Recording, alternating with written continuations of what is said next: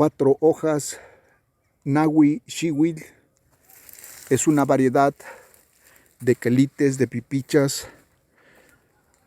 de chipil, nativo de Coatepec, Guerrero, la tierra de la abuela de Cuauhtémoc. Nahui Xiwil, 4 hojas, una planta endémica que se aprovecha en Coatepec, la tierra de la abuela de Cuauhtémoc.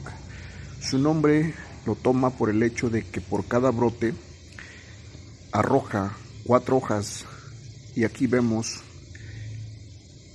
el capullito que está brotando y que seguramente arrojará otras 4 hojas. Es una planta comestible